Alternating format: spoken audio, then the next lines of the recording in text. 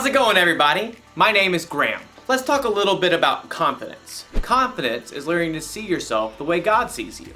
So confidence is a good thing, but it's one thing to say, you should have more confidence. And it's another thing to actually be confident. How exactly can you be confident? If you want to have confidence, first, you need to learn how to focus. It's like when you're learning music, especially when you play an instrument. If you don't focus on the beat or the rhythm, you're gonna be all over the place. This is a metronome. Musicians use them to help them keep the beat. If you focus on the metronome, you'll stay steady. Watch.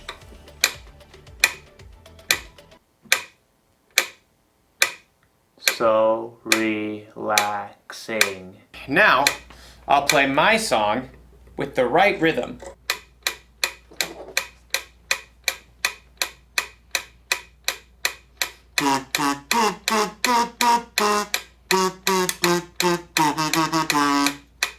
Wow!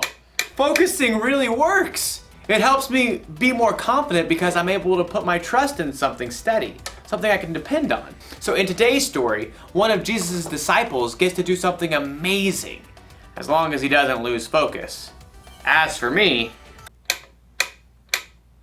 I'll be here waiting for you to get back.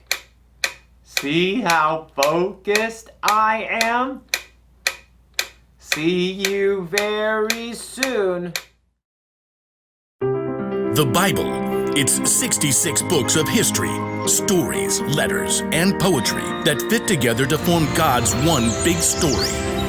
The epic adventure of how He created us and loves us so much that He made a way to rescue us. As we travel through the Bible, from Genesis to Revelation, we discover people who met God and found their lives changed forever. Now, for an amazing story, inspired by the book of Matthew, chapter 14, verses 22 through 33. Jesus and his friends had reached the end of a long day, and they were exhausted. Get in the boat. Go ahead to the other side of the lake. Oh, wait a second. Aren't you coming too? I must send the crowd home. Well, all right.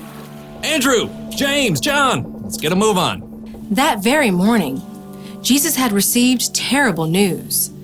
His cousin, John the Baptist, had been killed by King Herod. Wishing to be alone, he and the other disciples took the boat and went across the other side of the lake.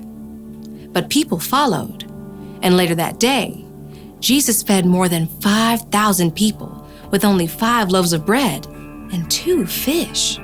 So, bro, is Jesus gonna meet up with us later or what? He didn't say. Peter and Andrew and the other disciples climbed into the boat. Nice breeze. Yeah, but it's picking up. Should we wait? Jesus said go, so we go, no? Yeah, bro. The disciples set off across the Sea of Galilee, rocked by a gentle wind. Finally, the crowds dispersed. At last, Jesus was alone. He climbed up high on the mountainside and poured out his heart to his Father. Father. As evening turned to night and night stretched toward morning, the wind across the lake grew wild. Instead of reaching land, the disciples were tossed back and forth on the rising waves. We're taking on water! Bail it out. James and John, you take the stern. Andrew and I have the bow. The wind and waves continued to pound the small boat. The disciples could barely see through the spray.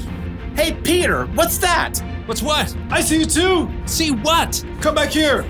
Peter staggered to the back of the boat.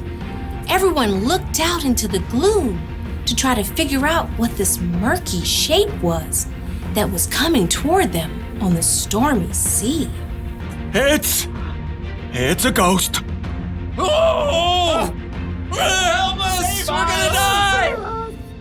But even as the men began to panic, the figure called out to them. Be brave. It is I. Don't be afraid. Peter fixed his gaze on the figure. Lord, is it you? The man came straight toward them. Walking on the surging water, as if it were a smooth, sandy beach. If it is you, tell me to come to you on the water. Come. Now everyone stared at Peter. You can't walk on water, bro. But Jesus can. Taking a deep breath, Peter grabbed the plunging side of the boat and then threw his legs over the side. Impossibly, he stood up on the water. Whoa. This is crazy. Peter locked his eyes on Jesus, the only solid, stable thing in the storm-tossed sea. He took a step, then another step, and a third step. But at that moment, Peter caught sight of a monstrous wave at the edge of his vision.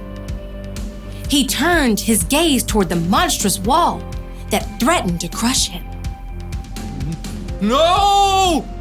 Instantly, Peter lost his footing. The water sucked him down and whipped him around. Lord, save me! Immediately, Jesus reached out and grabbed Peter's hand.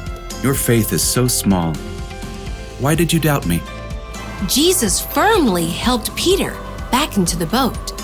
Then he got in too. The wind died down and the water became smooth as glass. Jesus' friends sank down in the wet deck of the boat and stared at him in awe. You really are the Son of God. Free of the storm, the boat sailed smoothly across the water, guided by a gentle breeze. As day broke, Jesus and his friends landed at Gennesaret. After a night they would never forget.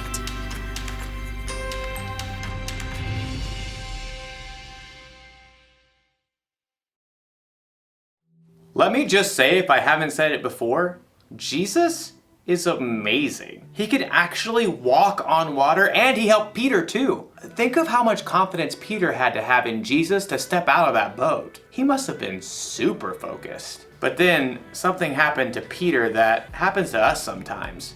He got distracted. He took his focus off Jesus and focused on his problems instead. For Peter, his problems were the wind and the waves and the storm. Your problem could be you're distracted because a vacation got canceled or something didn't go the way you expected. Your problem might be that you or someone you love is sick. Or maybe your family isn't getting along with one another. If you want to have confidence when storms like that happen, you gotta stay focused. It's probably best if you don't try to walk on water, but you should try to stay focused on Jesus. Now, we can't focus on Jesus the way Peter did with his eyes, but we can focus on him by learning about Jesus from the Bible. We can learn the things Jesus said and the things he did, and we can try to live and love like him. Now, the one thing to remember today is this: stay focused on Jesus. Put your trust in someone steady, someone you can depend on. Maybe this classic song will help you remember. This is called Jesus Loves Me.